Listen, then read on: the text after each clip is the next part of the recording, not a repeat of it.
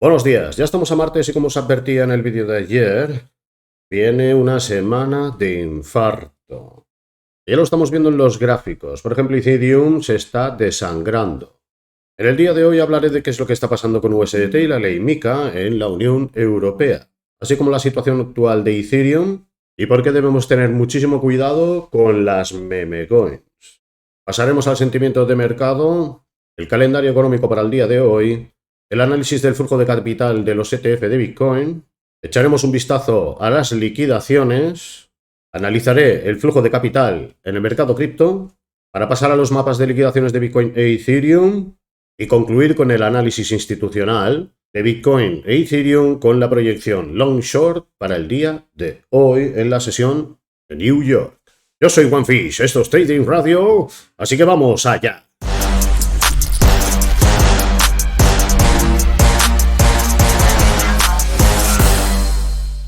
En el apartado de noticias, como ya os comentaba el pasado jueves, el Parlamento Europeo incluye la confiscación de Bitcoin en su ley de sanciones. Ley que está en el Parlamento Europeo por ser aprobada. El siguiente paso en la campaña de Food viene con la noticia que dice así: comienza la salida de USDT de los exchanges de Europa. Podéis profundizar en las noticias, como siempre, en criptonoticias.com. Yo os resumo que ya me lo he leído. Todo esto viene en relación a la ley MiCA, que es la ley que regula los criptoactivos en la Unión Europea. Así que básicamente es un ataque más en la campaña contra las stablecoins por parte de bancos centrales y gobiernos, a los cuales no les interesa que haya competencia para sus CBDC.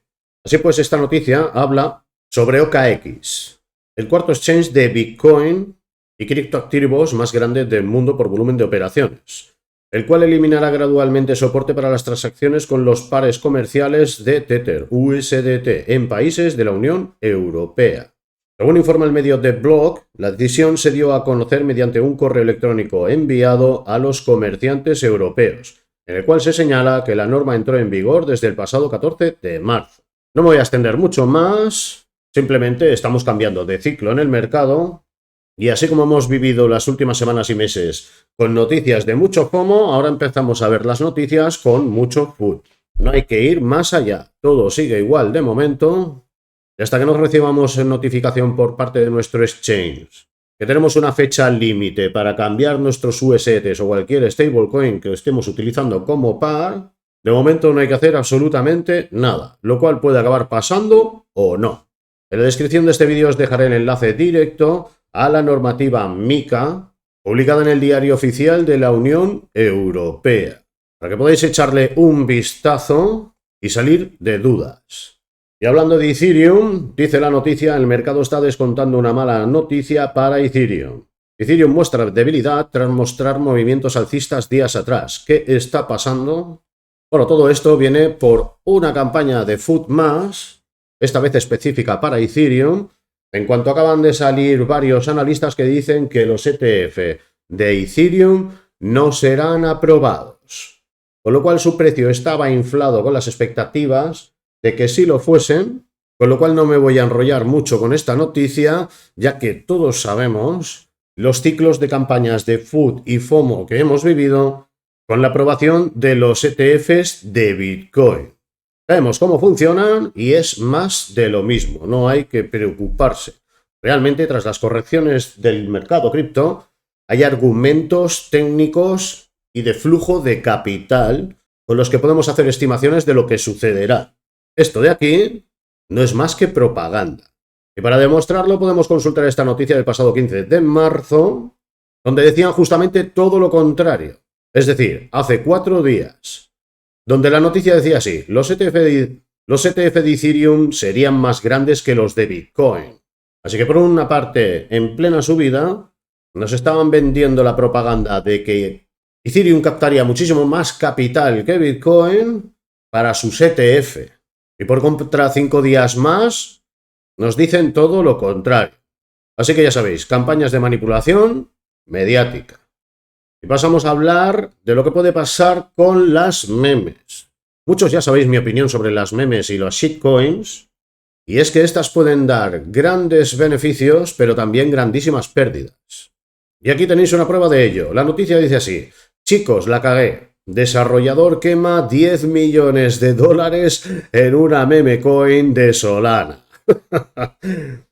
Slurf, que no sé ni qué coño es esta cosa, se disparó al alza tras el supuesto error, aunque hay inversionistas perjudicados. Bueno, podéis profundizar como siempre en criptonoticias.com. Yo os lo vengo a resumir. Según viene diciendo en el día de ayer, en esta meme, un desarrollador cometió un error y quemó 10 millones de dólares en tokens que justa y casualmente dese cuenta usted que me está escuchando, eran los 10 millones de tokens que iban a dar en los airdrops. Fíjate tú, oye, de verdad, es que hay que ver, ¿eh? El universo se conjuga en contra de este meme, que además justamente está en la red de Solana. ¡Qué casualidad! Ni que fuese la primera vez que pasan cosas raras como esta en la red de Solana. Dejémoslo ahí. Así pues podemos ver cómo subió rápidamente un 360%, y esto viene a lo que os decía al principio de esta noticia. Te pueden dar oportunidad de ganar mucho dinero, pero también de perderlo todo. Lo que ganaste en ese momento, más todo lo que tenías. Y es que cuando tú tienes una oferta circulante, por decir algo, de 1 millón de tokens, para redondear con la cifra y ponerlo fácil, si quemas 500.000 tokens, el precio va a subir, ya que su capitalización de mercado es la misma y las unidades son la mitad, con lo cual deberían subir al doble, siempre y cuando no empiece todo el mundo a vender, obviamente. Pero por pura matemática, su precio sube sin que entre capital. Para concluir, podemos ver cómo un trader compró 69 millones de Slurf por casi valor de 2 millones en Solana. Pero daros cuenta que fue justamente después de su lanzamiento. Y a solo 12 minutos lo vendió obteniendo unas ganancias por valor de 3 millones de dólares. Lo cual podemos decir, muy bien, te has hecho millonario, amigo. Pero de todos modos, como os decía al principio, los memes son muy peligrosos. Dentro de todas las inversiones posibles, es de lo más peligroso que hay, ya que estos se mueven por fundamentals que no son fundamentales, sino que son unos fundamentales tendenciales derivados por el interés de las comunidades y el FOMO del momento. En cuanto eso se disipa, la gran mayoría pierde todo lo que tenía. Así podemos ver como otro operador compró 790.000 Slurf cuando cotizaba en 1,32 dólares y adquirió 650.000 más en medio de un retroceso y rebote con un precio de 0,8. A partir de ahí el precio cayó en barrena y lo vendió todo por Solanas con pérdidas equivalentes a 775.000 dólares. Así que podéis ver, no es una apreciación personal ni una opinión basada en sentimientos. He operado a lo largo de los años diferentes criptoactivos y los números del backtest y balances mensuales, trimestrales, semestrales e incluso anuales no mienten. Donde en otros activos más estables como Bitcoin e Ethereum o el top 10 de alts puedes ganar y controlar tus pérdidas, aquí lo puedes perder absolutamente todo. Y de un modo muy fácil. Pasando a los datos macro, en el índice de miedo y codicia del mercado tradicional estamos con 71 puntos en zona de codicia. En el mismo índice del mercado cripto con 79 puntos en zona de codicia extrema. En el calendario económico del día de hoy, datos importantes por parte de Estados Unidos a las 13:30 UTC+1 de permisos de construcción e inicios de viviendas, que nos mostrarán cómo está la salud del mercado inmobiliario americano. Y a la misma hora tendremos datos de IPC de Canadá, lo cual si no operamos divisas no nos va a afectar. Y como dato importante tendremos subasta de bonos a 20 años de Estados Unidos a las 18 UTC+1. Y a partir de aquí el resto ya no es de gran interés. Pasando a hablar del flujo de capital y balance en el día de ayer de los ETFs de Bitcoin, podemos observar grandísimas ventas por parte de Grayscale por valor de 642,5 millones.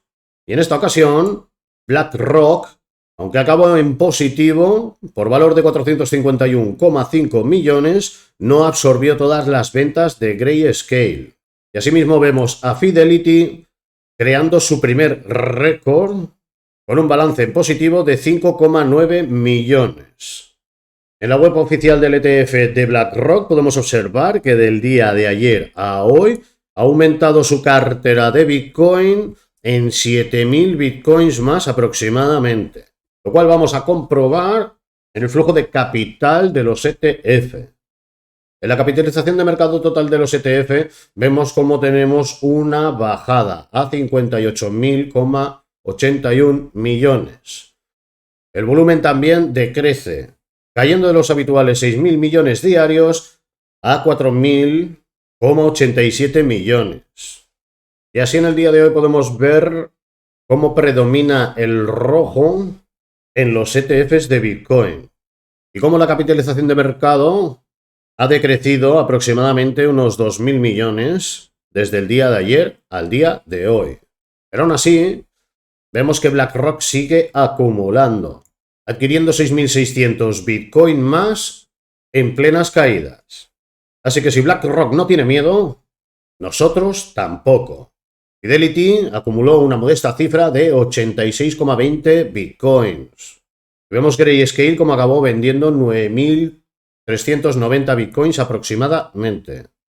Pasando a analizar la profundidad de mercado, en el gráfico de capitalización de mercado, excluyendo a Bitcoin, vemos que no para de salir capital. Veremos a lo largo de toda la semana si aguanta estas zonas o va a profundizar más. Lo que vendría siendo una toma de beneficios institucional. En el gráfico de capitalización de mercado, excluyendo a Bitcoin e Ethereum, vemos más de lo mismo, llegando a la zona de los 655.000 millones. Habrá que ver cuando llegue a toda esta zona con todo este bloque inferior, si resiste o acaba profundizando más a lo largo de las semanas, en lo que sería una corrección más profunda, ya comentada en el día de ayer, lo cual vendría siendo bajando a zonas aproximadas a los 625.000 millones. Pasando a la métrica de la All Season, vemos que de All Season nada. Como ya vengo diciendo desde la semana pasada, ha habido buenos movimientos en las ALS por entrada general en el mercado cripto, pero no porque haya una All Season confirmada en sí, donde las ALS acaban explotando un por 5, por 10 o por 20. Así vemos que estamos en el punto de 47 actualmente. Y pasando al top 3, en el primer puesto vemos a WIF con un 1098,3%. Impresionante. Destrozando a Pepe y similares. En el segundo puesto tenemos a Pepe con un 385,3%. Y el tercer puesto lo recupera AR, destronando a FED con un 230,1%.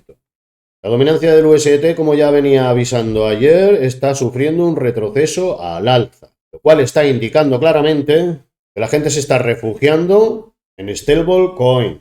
Así que vemos que ese punto del 3,80%, 3,70% no está siendo roto. Estamos teniendo un retroceso llegando a la zona aproximada del 4,50, 4,40%. Pero de momento, nada dramático. Como ya os comentaba al principio del vídeo, pasamos a comentar las liquidaciones en futuros. Las últimas 24 horas vemos que en el mapa de liquidaciones predomina el verde, lo cual significa que la gran mayoría de liquidaciones son a los longs.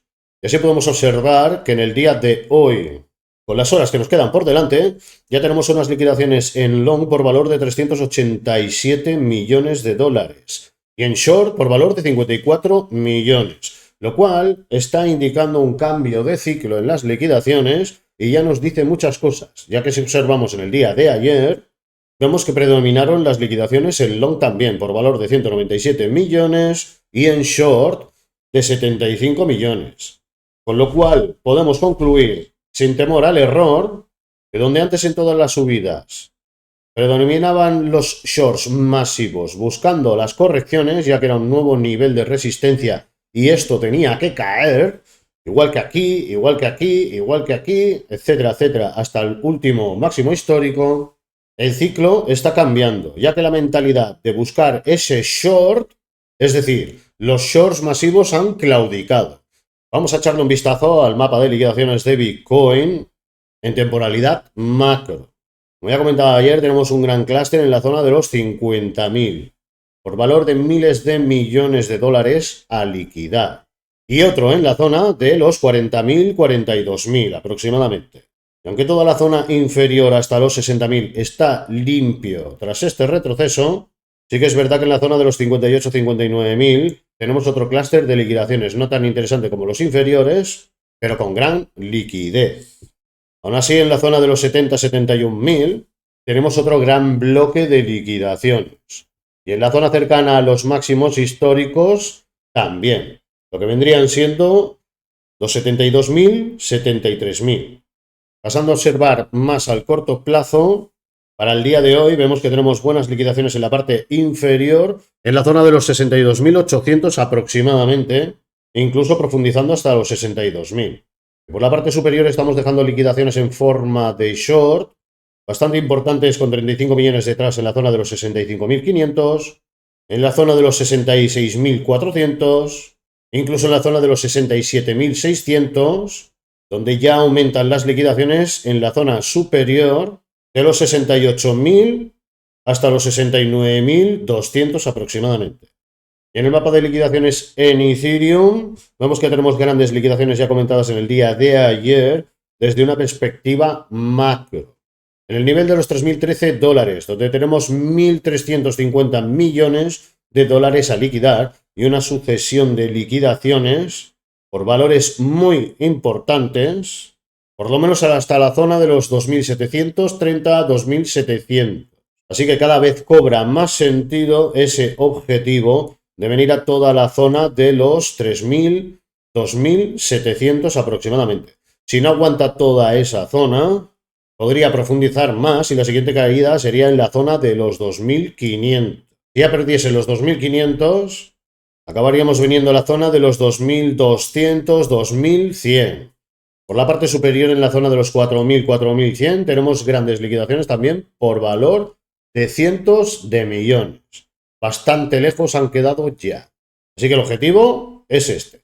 Para cerrar el vídeo de hoy pasamos al gráfico de Ethereum en escala macro de 4 horas. Como ya comentaba ayer, si perdía estos niveles y no veíamos una recuperación con fuerza, al final acabaría bajando a tomar liquidez de las ineficiencias de la parte inferior, donde tenemos la primera en escala semanal, la cual empieza en su parte alta en los 3.203,19 y termina en su parte inferior en los 3.129,79.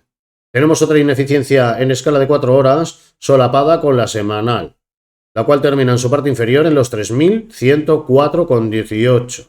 Si en los 3.100 no para, se va a venir al test de la zona, se va a venir al test del nivel de los 3.000, donde tenemos otra ineficiencia en escala semanal, la cual comienza su parte alta en los 3.037,5 y termina su parte baja en los 3.898,05. Así que en el día de hoy podemos observar, pasando a temporalidad micro de 15 minutos, cómo Ethereum no para de invalidar zonas de compra institucionales en diversas temporalidades. En estos momentos es bastante peligroso entrar en un short aquí, ya que en todo este bloque tenemos presión alcista, con ineficiencias en semanal, como ya he comentado, en 4 horas, otra en 1 hora y diversas en 15 minutos que son de menor importancia. Así pues, en estos momentos buscaría la parte inferior de la ineficiencia en semanal, para buscar una entrada en long, corto y especulativo, aproximado al máximo anterior y la zona de la siguiente ineficiencia de la parte superior, ya que al ser esta ineficiencia en escala semanal, contiene gran liquidez, con lo cual pondría un stop loss por la parte inferior de la ineficiencia de 4 horas, quedando un ratio de riesgo-beneficio aproximado de un 2,05. Tal y como está la situación de mercado ahora mismo en este contexto, no buscaría construir posiciones promediando. Es bastante peligroso, ya que en un sentido u otro puede profundizar y hacer un movimiento bastante agresivo, más dilatado, con mucho volumen, y podría reventarnos la operación con los dos promedios incluidos. Así que es momento de ajustar la gestión de riesgo. Y para el short, esperaría esos rebotes a estas zonas de ineficiencias de la parte superior para buscar la entrada, justamente haciendo lo inverso en la entrada del long. Para el take profit buscaría la zona inferior de la ineficiencia hasta el punto que haya mitigado. Es decir, si el precio baja hasta aquí al 50% de esta ineficiencia, una vez que rebote, cuando ya muestre debilidad y confirmación de giro, ahí entraría, buscando la caída a por más liquidez. ¿Hasta dónde? El take profit lo pondría hasta el punto en el que ha llegado la última vela que entra mitigando la ineficiencia, ya que ese camino está libre y ya no hay presión alcista. El stop loss lo pondría por encima del máximo anterior, este de aquí, con lo cual nos quedaría una gestión de riesgo-beneficio de un 2,19 aproximadamente. Para ir finalizando ya, vamos a acabar con Bitcoin. En el gráfico de dominancia vemos que esta está aumentando, lo cual viene a cuadrar perfectamente con lo ya comentado anteriormente en el gráfico de la dominancia del USDT. Dado que cuando hay correcciones en los mercados, los inversores se protegen, tanto en stablecoin como en el refugio de valor de Bitcoin, ya que cuando este cae, todos los demás caen mucho más. Con lo cual, para concluir, pasamos al gráfico de Bitcoin en temporalidad macro de 4 horas. A lo que estamos viendo que visitamos los niveles de la parte superior del rango anterior, ya comentado ayer, lo que al final viene a ser una zona entre los 60.000 y los 62.000. Por todo este punto, nada frena el precio, hasta llegar a la ineficiencia de la parte inferior en escala semanal, la cual tiene su parte alta en los 59.167,2 y su parte inferior en los 53.091,5. Podemos ver que tiene ineficiencias solapadas en escala diaria y de 4 horas. Todo este muro de contención termina en la parte inferior en los 51.412,4. Aunque de momento le queda bastante recorrido, hay que ver cómo reacciona. Al fin y al cabo, si observamos en escala semanal, vemos que estamos haciendo un retroceso, pero todo esto sigue siendo tendencia alcista. Para confirmar una tendencia bajista tendría que romper estos mínimos de aquí, lo cual sería la zona de los 41.000, 40.000.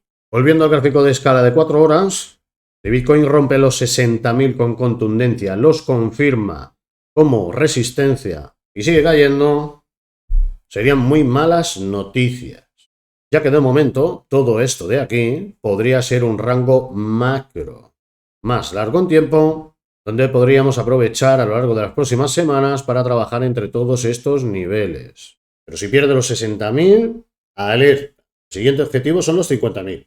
Concluiré el análisis de Bitcoin en temporalidad micro de 15 minutos. Esta operación de aquí no fue tomada, ya que no hubo una confirmación, así que fue invalidada. Y esta en short tampoco llegó a la zona, no tuvo suficiente fuerza, se quedó a medio camino, así que tampoco tomé la entrada, me mantengo fuera. Así que al corto plazo para el día de hoy, para entrar al short tendría cuidado con esta zona de compras institucionales en 1 hora y la inferior de 4 horas, la cual está comprendida aproximadamente en los 62.140 y su parte inferior los 61.330 más o menos. Buscaría el short en algún retroceso al test de los mínimos anteriores, ya que como podemos observar Bitcoin está cayendo de forma correctiva, no direccional como aquí, ya que cada vez que hace un nuevo mínimo retrocede a visitar los mínimos anteriores.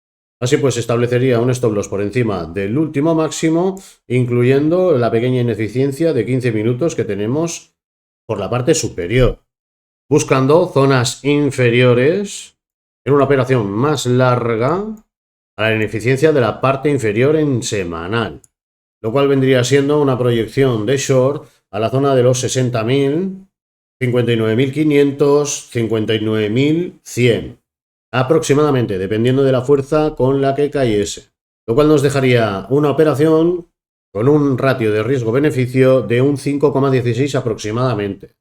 De momento, Bitcoin, por su naturaleza y su precio unitario, necesita muchísimo capital para mostrar una reversión, con lo cual el long de momento lo descartaría, ya que lo normal, dado el contexto de mercado actual, sería que tuviese que establecerse consolidando en alguna zona para posteriormente confirmar la reversión.